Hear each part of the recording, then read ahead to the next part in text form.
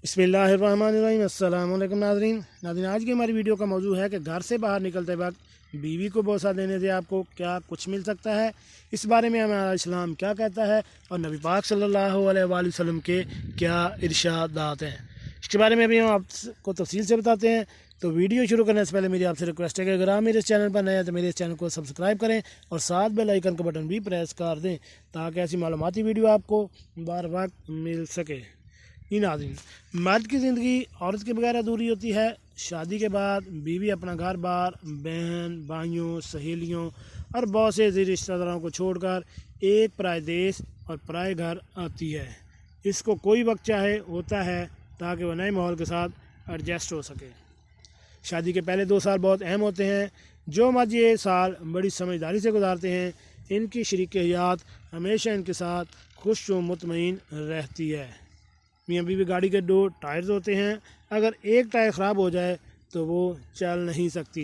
इस तरह ज़िंदगी को गाड़ी को चलाने के लिए भी मियाँ बीवी का एक साथ चलना ज़रूरी होता है। बीवी को खुश करना दुनिया का सबसे मुश्किल काम है। आप कुछ भी कर लें, अपनी बीवी को कभी खुश नहीं रख सकते। ये बात बिल्कुल गलत है। बीवी को खुश रखना इतना ही मुश्किल नहीं जितना आप समझ रहे हैं। आज हम आपको बताएंगे कि आप अपनी बीवी को कैसे खुश रख सकते हैं। ये भी बताएंगे कि शरीयत ने क्यों कहा कि अगर आप किसी काम के लिए घर से बाहर जा रहे हों और घर में कोई गैर ना हो तो बीवी से मिलें और एक दूसरे का मिलकर बोसा लेकर जाएं। इसकी क्या वजह है? सबसे पहले अपने बीवी के साथ अच्छा सलूक और सखावत का मुजाहरा करें। आप सल्लल्लाहु अलैहि वसल्लम अपनी अज़वाज के साथ बराबरी का सलूक किया और इन्हें बहुत ज़्यादा प्यार देने के साथ साथ इन्हें ज़रूरत से ज़्यादा बढ़ कर दिया। अपनी बीवी के साथ प्यार मोहब्बत से पेश आने का पता चलता है कि आपकी नज़र में अपने हमसफ़र की कितनी अहमियत है, कितनी इज़्ज़त करते हैं। इसके बाद बीवी की तारीफ़ करना। औरत दुनिया की वाहिद मखलूक होती है जिसकी झूठी या सच्ची तारीफ़ करो वो खुश हो जाती है। यही इसकी बड़ी कमज़ोरी कहलाती है। अपनी तारीफ़ सुनकर सब कुछ भूल जाती है। शादी के बाद एक खुशगवार ज़िंदगी गुजारने का सबसे बड़ा फार्मूला अपनी बीवी की तारीफ़ करते रहें। तारीफ़ करने के बहुत से तरीके हो सकते हैं। हफ्ते में एक बार इसके हाथ से बने खाने की तारीफ़ करें, कितना ही बदमज़ा क्यों ना हो। इसका फ़ायदा ये होगा कि अगली दफ़ा उसको और अच्छा करने की तैयारी करेगी।